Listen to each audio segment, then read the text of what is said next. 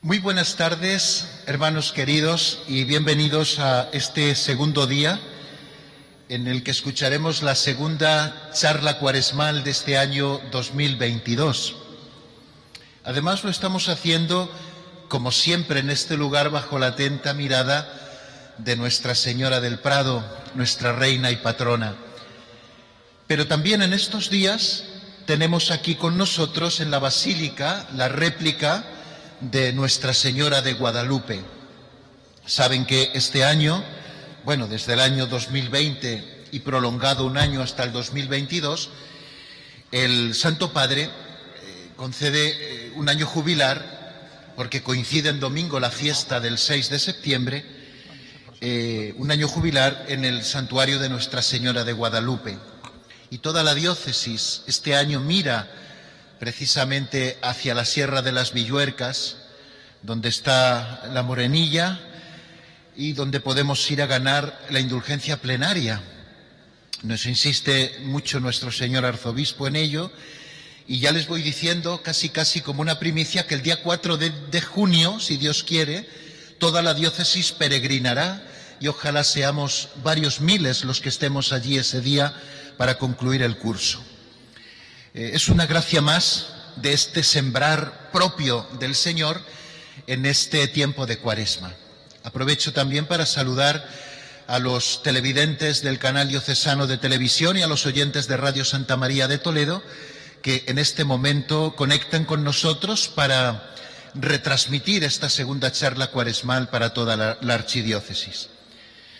Tengo el gusto de dar la bienvenida a su casa a Monseñor César García Magán, obispo auxiliar de Toledo. El pasado día 15 de enero, nuestra diócesis vivió un momento especial de gracia con la ordenación episcopal de don Francisco César.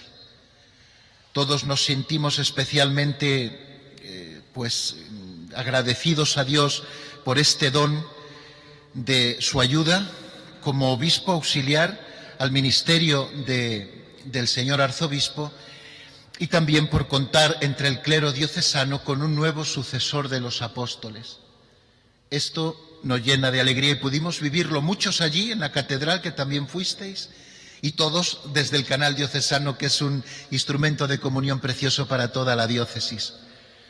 Pues hoy es la primera vez que oficialmente viene como obispo auxiliar de Toledo a la ciudad de Talavera, y a nosotros nos llena de alegría. Esta es la primera de muchas. La siguiente será, si Dios quiere, la Semana Santa, que la celebrará entre nosotros. Don Francisco César García Magán nació en Madrid en el año 62. Es un jovencillo obispo, casi podemos decir, y fue ordenado sacerdote en el año 1986. Desempeñó sus primeros cargos de secretario del obispo auxiliar de Toledo, nuestro querido don Rafael Palmero, también tan recordado siempre en esta basílica, y también fue vicario parroquial de la parroquia de Santa Bárbara, la que él siempre lleva en su corazón aquellos 2 primeros años, ¿verdad? Después, viendo sus cualidades, el cardenal don Marcelo González Martín decidió enviarle a Roma a estudiar teología dogmática en la Universidad Gregoriana.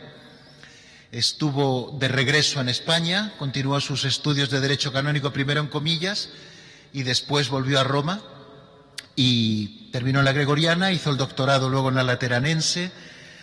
Estuvo trabajando en la Secretaría de Estado como oficial y estuvo también al servicio diplomático de la Santa Sede, primero en la Pontificia Academia Eclesiástica, donde se especializó en diplomacia, y después sirviendo a la Iglesia en nunciaturas como Filipinas, ahí en prácticas, pero luego en Colombia, estuvo también en Nicaragua, que él lleva siempre en su corazón, todas, pero especialmente en Nicaragua.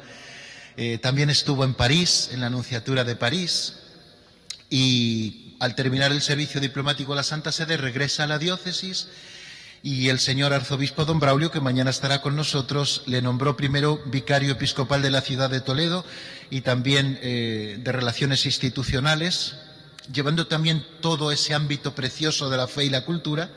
Después fue nombrado en el 2010 provicario general de la diócesis y después vicario general cuando don Ángel Fernández Collado fue nombrado obispo de Albacete. Y desde el pasado enero, como les digo, es obispo auxiliar. Es profesor en la Universidad de San Dámaso, es profesor en nuestro Instituto Teológico de Toledo y, pues un amante de la Iglesia como pocos he conocido. Yo es lo que siempre le resalto a él, ¿no? Ama a la Iglesia por encima de todo y la sirve con una fidelidad que a mí me edifica cada día. No estoy queriendo ganar puntos, querido señor obispo, sino solamente describir a nuestros fieles de Talavera, pues un poquito, ¿no?, de lo que hay en su corazón. Sin más preámbulos, tiene usted la palabra, señor obispo auxiliar, y muchísimas gracias por su presencia. Si les parece, comenzamos con una oración a nuestra Madre, aquí doblemente representada en la Virgen del Prado, tan querida en Talavera y toda su comarca, y en la Virgen de Guadalupe, también muy querida, pues aquí. Dios te salve María, llena eres de gracia, el Señor es contigo, bendita tú eres entre todas las mujeres y bendito es el fruto de tu vientre, Jesús.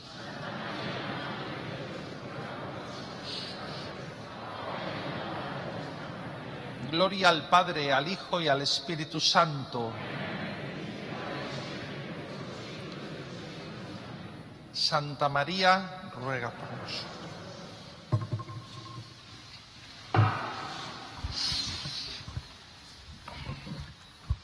En primer lugar, agradecer a don Raúl su amable, fraterna presentación, que obedece, no quiero decir que él haya mentido, pero que obedece más a la amistad y al cariño que a la objetividad de la persona.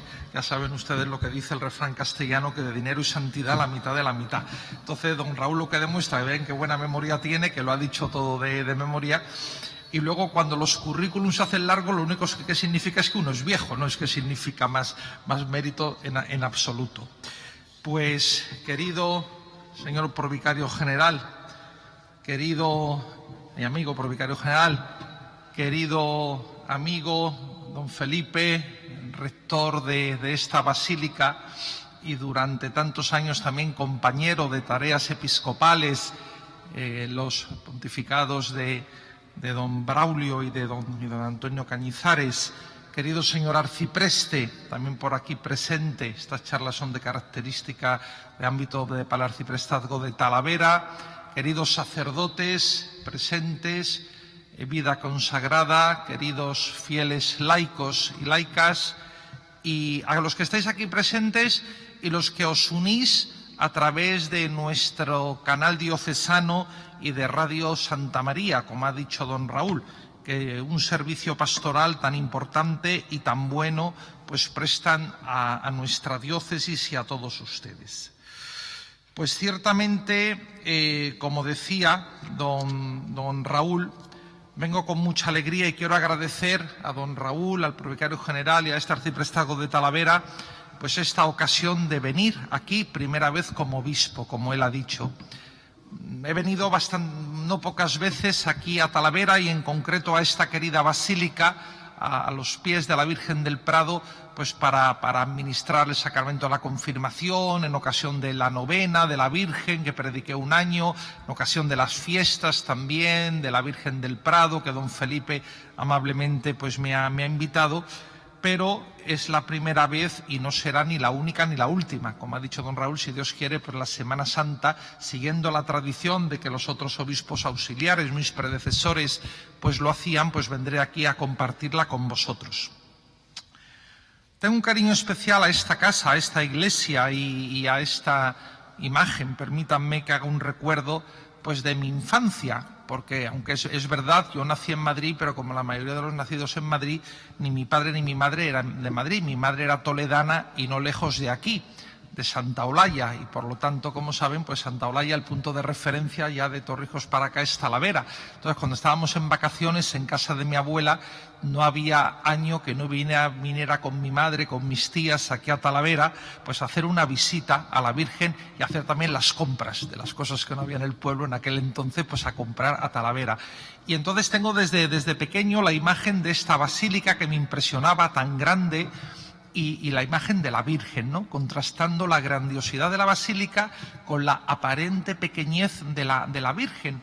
Pero me llamaba la atención de niño pues esa devoción que yo veía en mi madre, en mis tías, cuando veníamos aquí, y también en las personas que estaban rezando, ¿no? Y yo quería escudriñar de niño la Virgencita, la carita de la Virgen, y siempre, todos los veranos, pues hacíamos esta visita. Pues muchas gracias, de verdad, de todo corazón. Estamos viviendo con toda la Iglesia este tiempo litúrgico de la Cuaresma. Un tiempo que es uno de los llamados tiempos fuertes, tiempo litúrgico fuerte, porque es de preparación para la Pascua. Y esto es por lo tanto, un tiempo que tiene en sí una entidad, pero que tiene un sentido relacional, relativo a lo que significa la Pascua. Y la Pascua, como todos sabemos, es el centro del año litúrgico. El año litúrgico lo podríamos describir catequéticamente como una elipse que tiene dos focos, que tiene dos centros, que son la Pascua y la Navidad. Y no me he equivocado al enumerarlos así cronológicamente, sino los enumero por importancia. Primero la Pascua y luego la solemnidad de la Navidad. Y por lo tanto, cada uno de esos dos grandes, de esos centros, de esos focos de la elipse, tienen un tiempo litúrgico de preparación. El caso de la Navidad es el tiempo de Adviento, el tiempo, en caso de la Pascua, del misterio pascual, es el tiempo de la Cuaresma. ¿Y por qué, personalmente, en esta peregrinación que hacemos con toda la Iglesia, una peregrinación litúrgica, comunitaria, espiritual, por qué este tiempo de Cuaresma? Pues miren, vivimos en un tiempo de grandes cambios, cambios en las personas, en instituciones, en costumbres. Todo ocurre deprisa. Vivimos en la civilización del segundo, donde tenemos una avalancha de información, pero sin tener la posibilidad de meditar, de reflexionar, de asimilar lo que ocurre. Yo creo que un signo de los tiempos, de eso los que habla el Concilio Vaticano II, es que realmente nuestro mundo se ha convertido en la aldea global, porque nos enteramos de lo que ocurre al instante. Por ejemplo, la situación tan lamentable, injustificable de nuestros hermanos de Ucrania, con esa guerra ilegítima, injusta que están sufriendo y que vulnera los derechos fundamentales de las personas y del pueblo como colectividad. Y nos enteramos casi a simultáneo, vemos bombardeos, vemos esas escenas atroces. Por otra parte, quizá sentimos la necesidad de clarificar aspectos de nuestra vida, para poner orden en nuestra vida en medio de esa maraña y de esa gran confusión y de unos tiempos revueltos, de unos tiempos convulsos que estamos viviendo últimamente, sea por fenómenos sanitarios como una pandemia, por fenómenos naturales como Filomena, etc. Entonces quizá necesitamos un tiempo para reflexionar, para poner orden en nuestra vida. Por otra parte, esta civilización nuestra es un tiempo, y nuestra cultura es un tiempo de contradicciones, o al menos de contrastes, donde por una parte estamos en el tiempo de las comunicaciones, todos llevamos en nuestro bolsillo pues un smartphone que nos permite estar siempre conectados, a lo mejor a veces lamentablemente siempre conectados, porque por eso que decía que no tenemos un ámbito de respiro.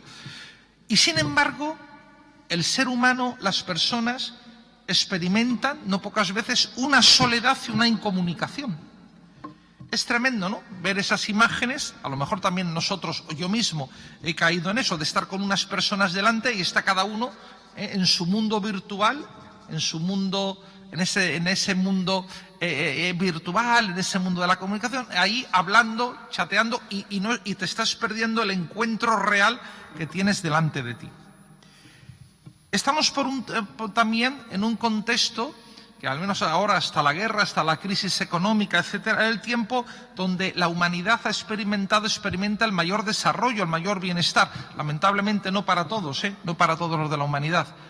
Antes aludía don Raúl a mi servicio en Nicaragua, y allí, aunque hace ya bastantes años, pude comprobar esas pobrezas, y los sacerdotes que han estado aquí, que han estado en misiones en América Latina o en otro lugar, lo pueden experimentar, como lamentablemente hay todavía muchos seres humanos de nuestro planeta Tierra que no tienen ni lo necesario para vivir. Pero incluso en el llamado mundo desarrollado y civilizado, encontramos nuevas pobrezas, ¿no? Esos cuartos mundos, esos quintos mundos de pobreza, que nos hablan también de una injusticia distributiva. Estamos en el tiempo de la libertad, de las libertades, y todos, entiéndanme, digo todos en un sentido así general, o metafórico si quieren, estamos prontos a coger pancartas de reivindicación de derechos, de libertades, que está muy bien, pero a la vez nos encontramos con nuevas formas de esclavitud. Drogas, violencia intradoméstica, tráfico de personas, ¿no? Un consumismo. Estamos, como otra característica de nuestra cultura, de nuestra sociedad, en el tiempo donde se ha potenciado la diversión, el descanso, el ocio, el tiempo libre, que en sí mismo no está mal. Fiestas, vacaciones, fines de semana. Hay personas que contabilizan la semana con relación al fin de semana, ¿no? ¿Cuánto falta para el próximo fin de semana? 6 días, 5, 4, 3, o al próximo puente. Vamos a contar cuántas semanas faltan para el próximo puente, para organizar el puente, para que ya parece que podemos salir después del COVID. Y sin embargo, a lo mejor nos encontramos más cansados y más hastiados que nunca. Y se ha descubierto ese nuevo concepto ahora del descanso posvacacional. Antes uno se iba de vacaciones a descansar.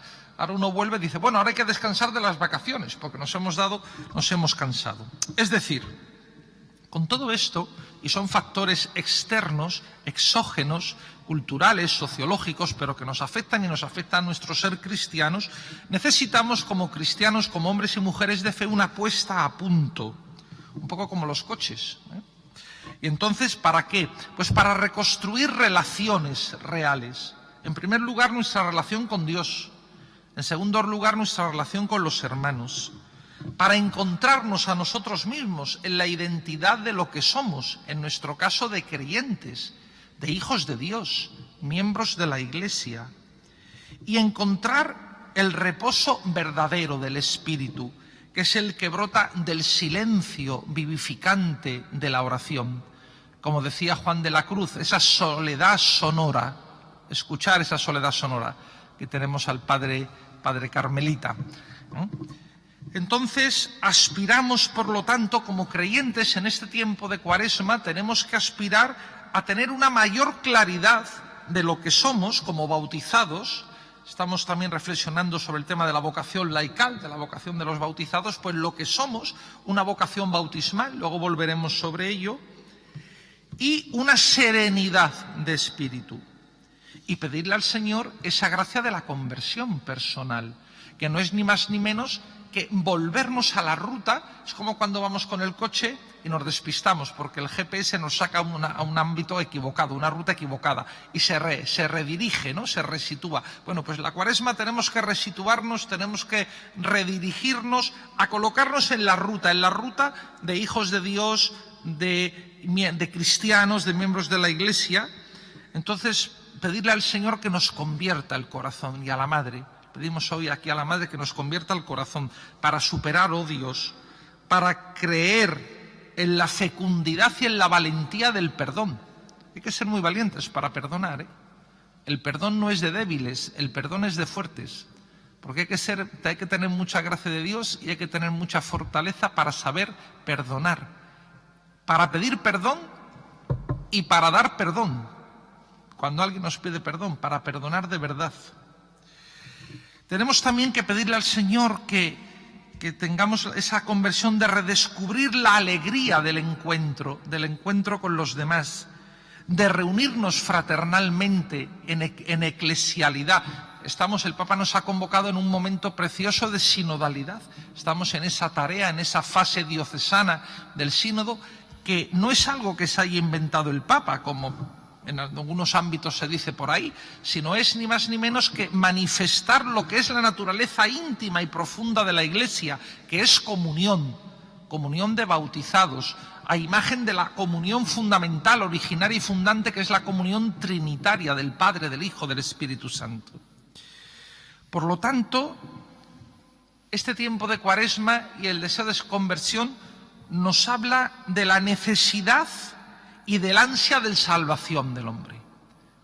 Una ansia de salvación, una necesidad de salvación, una sed que tenemos de infinito.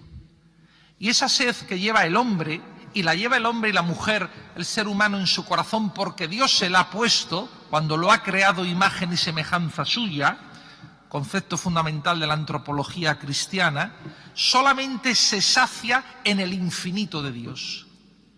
Las cosas finitas no nos sacian, ni las libertades finitas, ni las felicidades finitas, ni el amor finito, sino que el hombre tiene una sed de absoluto, una sed de infinitud puesta por el mismo Dios en su corazón, y solamente Él la sacia.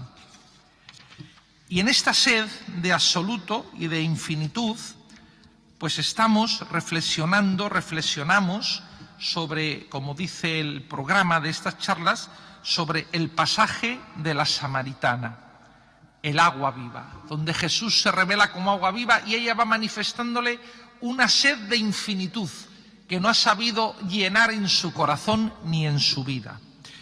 Miren, en esta Cuaresma, como les decía al principio, hacemos un itinerario litúrgico, un itinerario eclesial, un itinerario bautismal.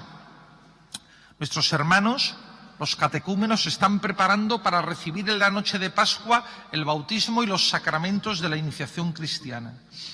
Y nosotros, los que estamos bautizados, renovamos en esa noche de Pascua, renovamos ese bautismo nuestro, mediante la renovación de las promesas bautismales que nuestros padres y padrinos hicieron por nosotros, el día de nuestro bautismo, y recordamos nuestro bautismo.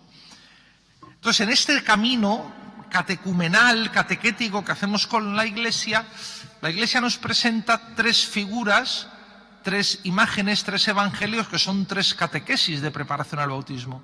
Son las de la samaritana, las del ciego de nacimiento y la de la resurrección de Lázaro, donde el Señor sale al encuentro desde la verdad de la persona, y es Cristo que se presenta como el Salvador ante el pecado de la samaritana, ante la ceguera del ciego o ante la muerte de Lázaro. Y por lo tanto son tres situaciones antropológicas fundamentales. Es el ansia, la sed de infinitud de la samaritana, es la ceguera, que no es solamente la ceguera física del ciego, sino hay una ceguera de fe, y es el ansia y la sed también de resurrección, de inmortalidad que lleva el hombre en su corazón. Y a esas tres situaciones antropológicas, a esos tres deseos fundamentales del corazón humano, el Señor responde diciendo: yo soy el agua viva, yo soy la luz del mundo, yo soy la resurrección y la vida. Benedicto XVI, en su magnífica trilogía Jesús de Nazaret, dice que cada vez que en el Evangelio nos encontramos con una estructura, una afirmación de Cristo, yo soy, estamos ante un proceso de revelación de la esencia de Dios, que se vincula cuando en el libro del Éxodo, Yahvé Dios revela a Moisés su nombre. ¿Se acuerdan? Cuando dice, bueno, ¿y tú quién eres para que yo cuando vaya a los judíos les diga quién me envía? Dice, yo soy el que soy, yo soy. Es decir, es una forma antigua, arcaica, del verbo ser en hebreo, que es el que es, el ser, el que existe por antonomasia, el que es. Bueno, y esos yo soy complementarios, dice Benedicto, que son reveladores, son un yo soy revelador. Ese Yahvé, yo soy, ese Yahvé es agua viva. Ese yo soy, luz del mundo. Ese yo soy, resurrección y vida. Dios es resurrección y vida. Es pan de vida. Es el padre de la parábola del hijo pródigo que acoge. Hay una revelación progresiva en cada uno de esos yo soy. Y como hay una estructura de revelación, dice el Papa, que ante esa estructura de yo soy tiene que haber una respuesta en confesión de fe, un tú eres, una aceptación. Lo vemos en estos evangelios, ¿no? ¿Quién es, Señor?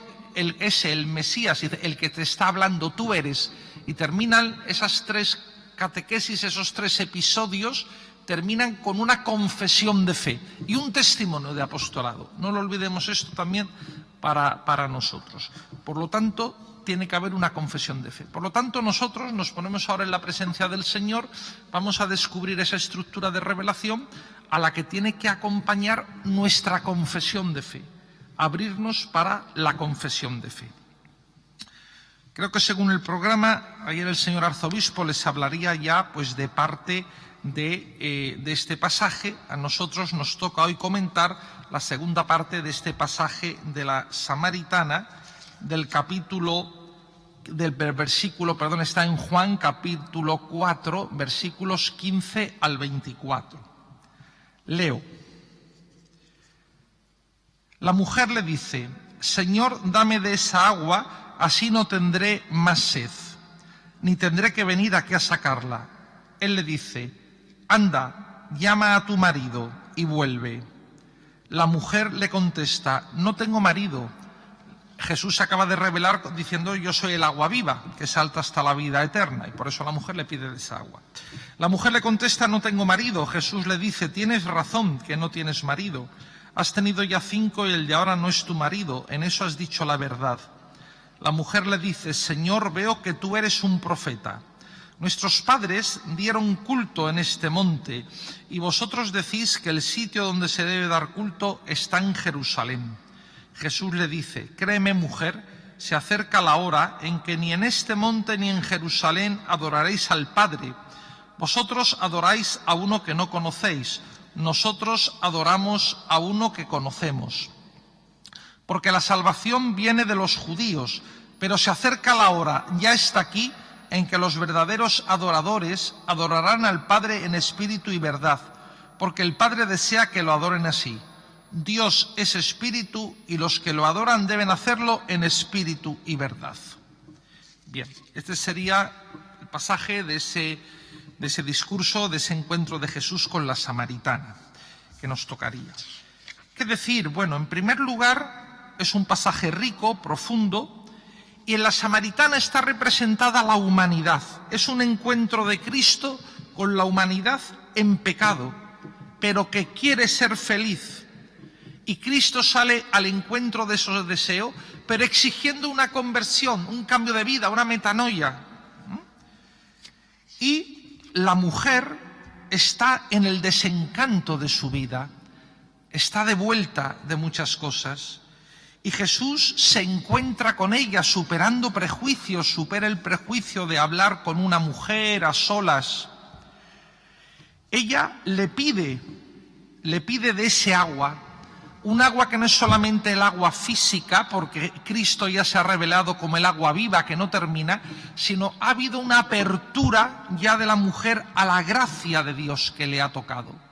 Va habiendo una revelación progresiva en todo el texto, porque empieza diciéndole cómo tú, siendo judío, con un cierto desprecio por esa rivalidad que había entre los judíos y los samaritanos, pasa luego a llamarle Señor, y hay un proceso de conversión muy bonito, que va poco a poco la mujer acercándose y que termina en la confesión, en la aceptación de Cristo como Mesías. En este caso le dice la mujer: Señor, dame ese agua. Ya no es un judío con un carácter de desprecio, sino que es Rabí, el maestro. Señor, dame de ese agua.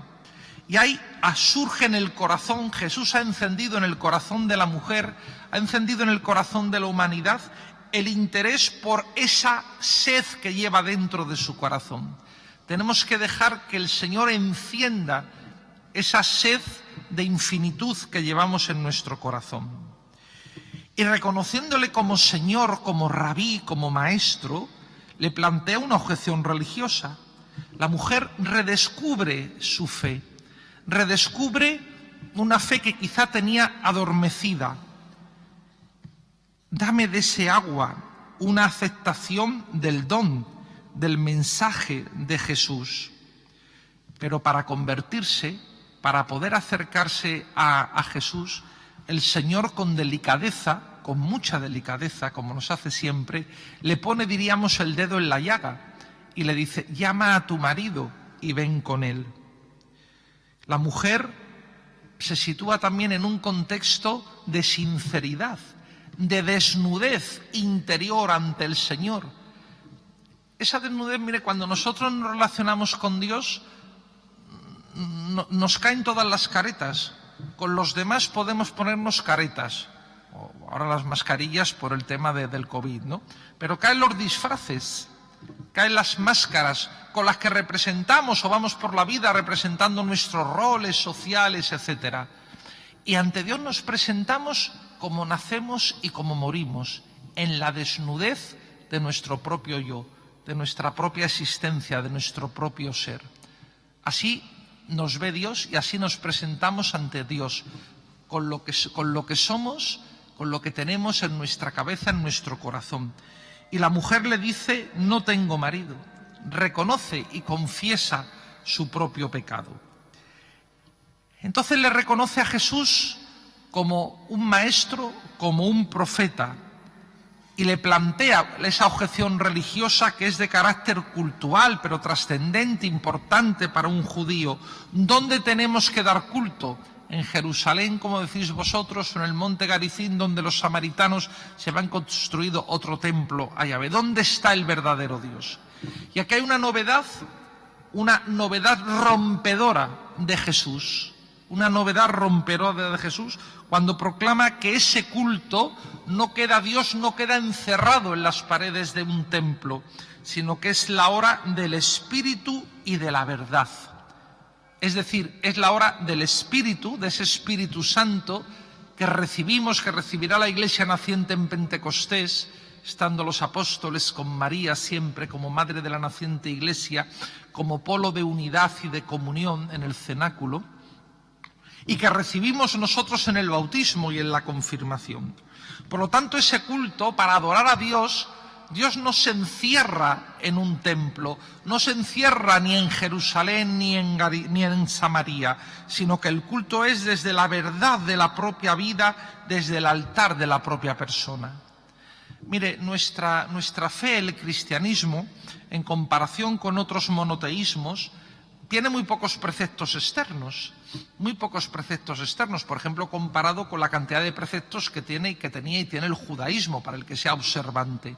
Nosotros no, pero tenemos un precepto mucho más exigente que ese precepto externo, porque no vale con un cumplimiento mecánico de la norma externa, sino es el espíritu y la verdad, es la propia vida, el altar de la propia persona, es la intencionalidad con la que hacemos y realizamos las cosas. ¿Recuerdan aquella parábola que puso Jesús del publicano que estaba en el templo y del fariseo? Y el fariseo estaba allí y recordaba al Señor que cumplía todas las normas religiosas, todas las normas litúrgicas, todas las normas... Y era verdad, no decía mentira. Pero el problema vino cuando ese cumplimiento, en vez de llevarle al acercamiento con Dios y por consecuencia al acercamiento con los hermanos, le servía de barrera y de distancia para el hermano. Yo soy el puro, el bueno, el cátaro, lo cumplo todo. Este es un pobre desgraciado que está allí, al fondo. Y dice el Señor que el que salió justificado, y justicia en el Antiguo Testamento es santidad, el que salió santificado era aquel que decía: Señor, yo soy un pobre pecador, apiádate de mí.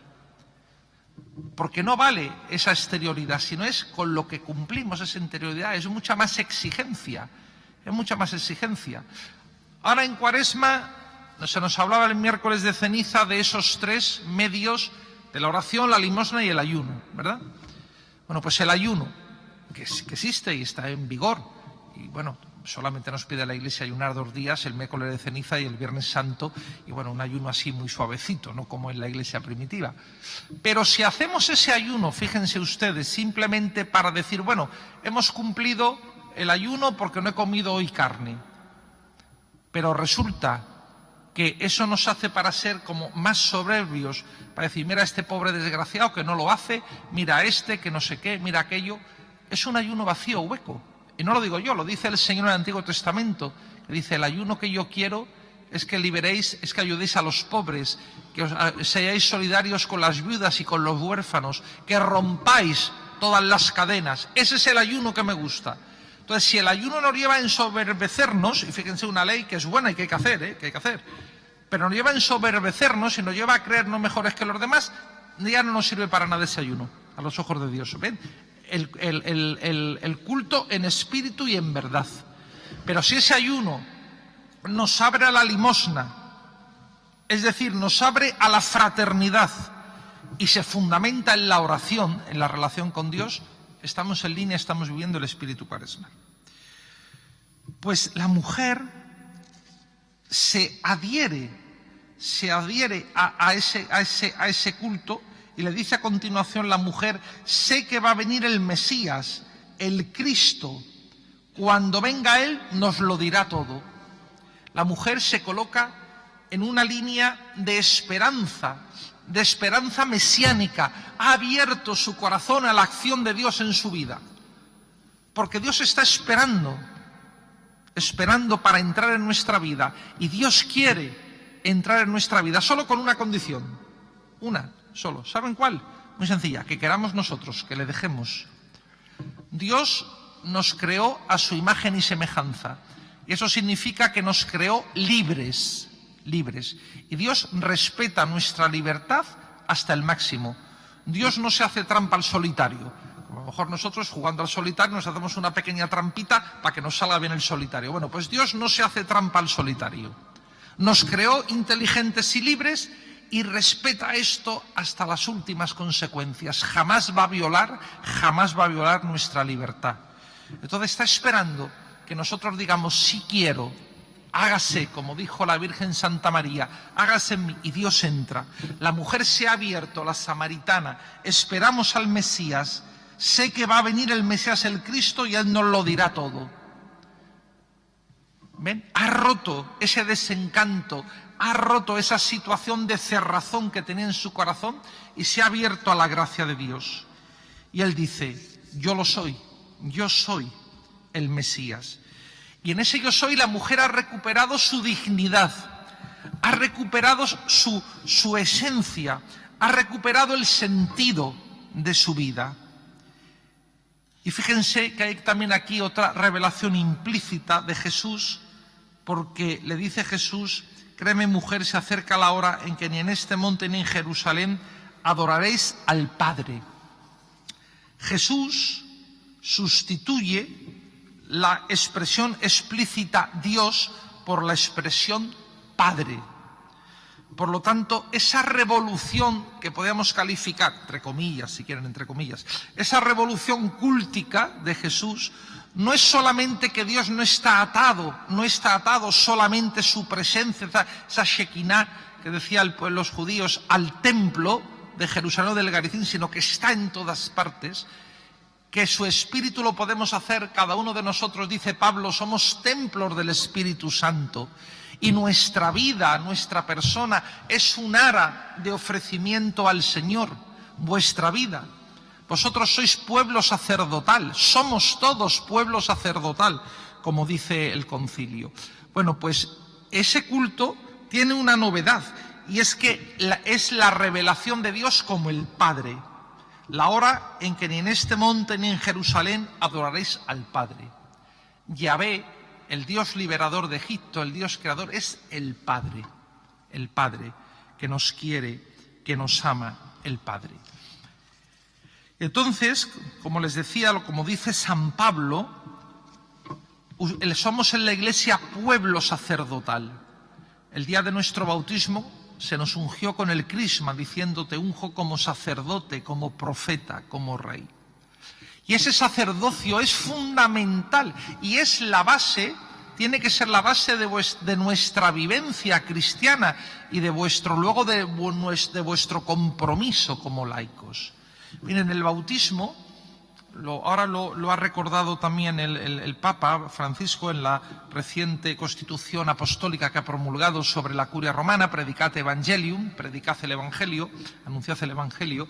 El bautismo es el sacramento fundamental de todos los sacramentos. Está en la base, en el pilar de todo el edificio de nuestra vida cristiana. Esta basílica magnífica se asienta sobre unos cimientos, ¿verdad?, sobre unos pilares. Bueno, pues eso es el bautismo. Y ese bautismo nos hace a todos, nos da a todos una igual dignidad en la Iglesia. La dignidad de ser fieles cristianos, seguidores de Jesús. Y sobre esa vocación primera, fundamental y fundante, vienen las otras vocaciones.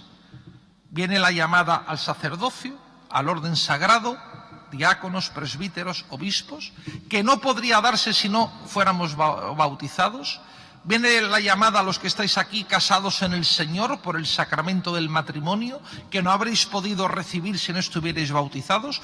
O viene la llamada a vivir esa vocación fundamental en la soltería. Pero es la vocación fundamental, que nos da una igual dignidad. Y porque da una igual dignidad y es una vocación sacerdotal, de intercesión, y participamos todos de ese sacerdocio de Jesucristo, y luego algunos participamos también del sentido del sacerdocio de Cristo como cabeza de la comunidad. En este caso, los presbíteros y obispos. Pero esa cualidad de pueblo sacerdotal nos hace ser también pueblo profético. Y eso significa, pueblo profético, no que seamos adivinos de cosas. La tarea fundamental del profeta, el profeta no es sustancialmente un adivino, como uno que echa las cartas y dice que adivina qué número va a tocar la lotería o cómo va a ser el resultado de la quiniela del domingo. Luego no aciertan, pero bueno. Sino que el pueblo profético significa anunciar, hablar en nombre de otro. ¿En nombre de quién? Del Señor, de Dios. Entonces, de nuestra esencia, de nuestra naturaleza del bautismo como pueblo sacerdotal, viene la consecuencia de ser pueblo profético. Es decir, del ser viene la consecuencia de la misión, de la tarea evangelizadora, de la tarea apostólica. Si todavía creemos, si todavía alguien cree, de los presentes o de los que están también presentes virtualmente o a través de la televisión, que eso de la evangelización y del anuncio del Evangelio es una cuestión que compete a los obispos, a los sacerdotes y en el mejor de los casos a los religiosos y religiosas, mucha conversión hay que hacer. Queda todavía mucho trabajo en esta cuaresma. Estamos en la mitad de la cuaresma, en el Ecuador, en la tercera semana, nos quedan 2. Pues ahí tienen un filón para trabajar en esta cuaresma. Si no sentimos que la tarea del anuncio del Evangelio en el aquí y ahora de nuestra historia, con todos los retos y todo lo que significa, es tarea de todos, en esa diversidad, sin duda, de ministerios, de servicios, de carismas que hay en la Iglesia, pero es una tarea de todos, nos queda mucho camino por recorrer. Estamos muy lejos, el GPS nos ha llevado muy lejos, nos hemos equivocado mucho de camino. Tenemos que hacer un gran giro, una gran vuelta para volver a coger el camino adecuado.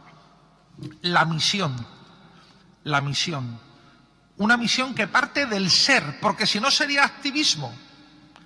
Si no sería, la Iglesia no es una ONG, no es una gran ONG universal. Está muy bien el servicio de las ONGs, y ojalá hubiera más, pero no somos una ONG.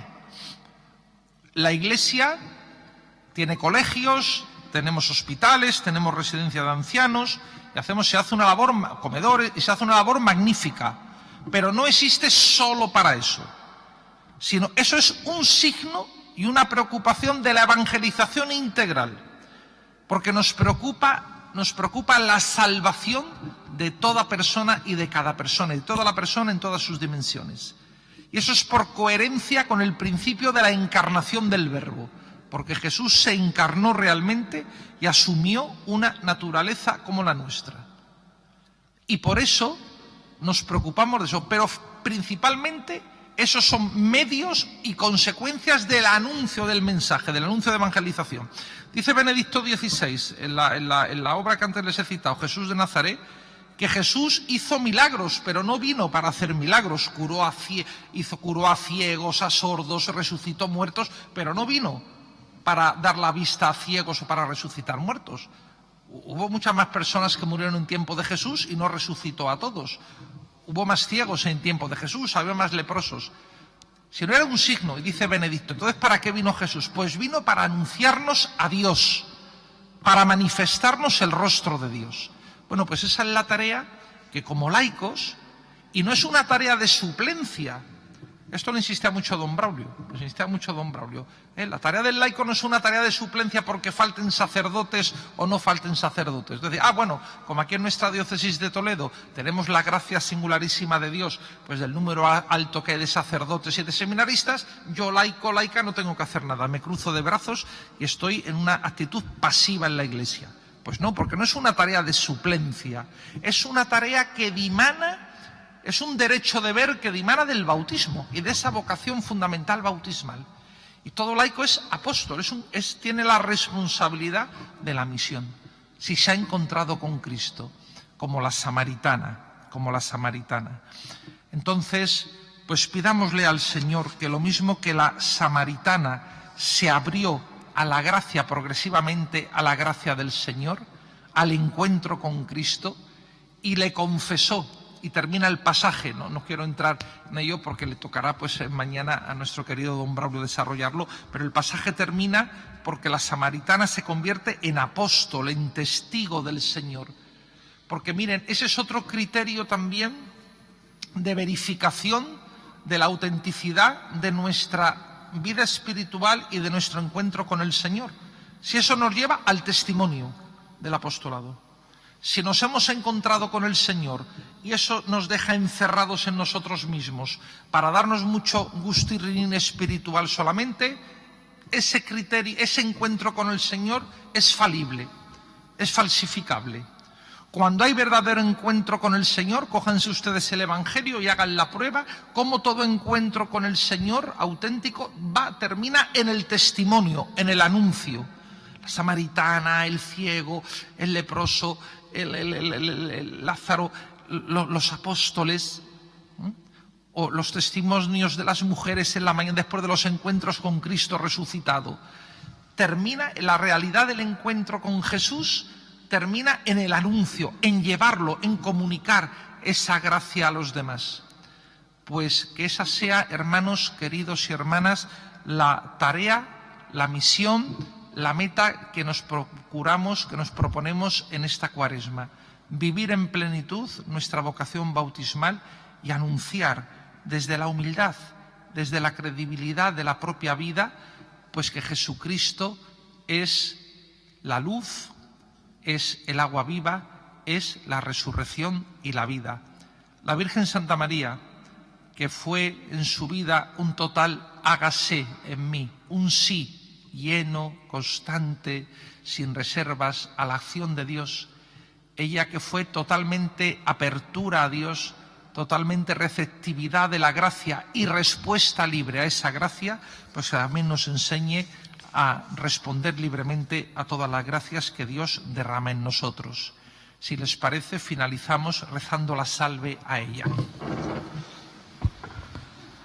Dios te salve, Reina y Madre de misericordia, vida, dulzura, esperanza nuestra. Dios te salve, a ti llamamos los desterrados hijos de Eva, a ti suspiramos gimiendo y llorando en este valle de lágrimas. Ea pues, Señora, abogada nuestra, vuelve a nosotros esos tus ojos misericordiosos, y después de este destierro, muéstranos a Jesús, fruto bendito de tu vientre. Oh clementísima, oh piadosa, oh dulce siempre Virgen María, ruega por nosotros, Santa Madre de Dios, para que seamos dignos de alcanzar las promesas de nuestro Señor Jesucristo. Termino dándoles la bendición a ustedes. Un día Pedro y Juan iban al templo de Jerusalén y un pobre paralítico le pidió una limosna. Y le dijeron Pedro y Juan: no tenemos dinero, pero te damos lo que tenemos. En nombre de Jesucristo Nazareno, pues levántate y anda. Yo les doy a ustedes lo que he recibido de la Iglesia el 15 de enero, como decía don Raúl. Pues bueno, inmerecidamente por mi parte y por pura gratuidad de Dios, pues esa plenitud del sacerdocio y la sucesión apostólica, pues les doy mi bendición, la bendición de Dios. El Señor esté con vosotros. Bendito sea el nombre del Señor. Nuestro auxilio es el nombre del Señor. Y la bendición de Dios Todopoderoso, Padre, Hijo y Espíritu Santo descienda sobre vosotros y os acompañe siempre. Pues muchas gracias por su escucha y buenas noches a ustedes, a los que nos siguen por Canal Diocesano. Muchísimas gracias, señor obispo, por su conferencia de hoy tan hermosa y por esa nueva llamada a la conversión. Mañana más, si Dios quiere. Les espero a las 8:30 para la conferencia cuaresmal que impartirá don Braudio Rodríguez Plaza, arzobispo emérito de Toledo, que versará sobre el tema «Muchos creyeron en él por la palabra de la mujer». El testimonio y la misión de los laicos. Ese será el tema precioso que mañana desarrollará don Braulio. Fíjense que, y esto me ha pasado con nuestros 3 obispos, con el señor arzobispo, con el señor arzobispo emérito y con el señor obispo auxiliar. Cuando les dije, vienen a Talavera a predicar una charla cuaresmal, me dijeron todos, ¿qué día tengo que ir? Bueno, pues eso es de agradecer. Muchísimas gracias a todos, feliz descanso y hasta mañana si Dios quiere.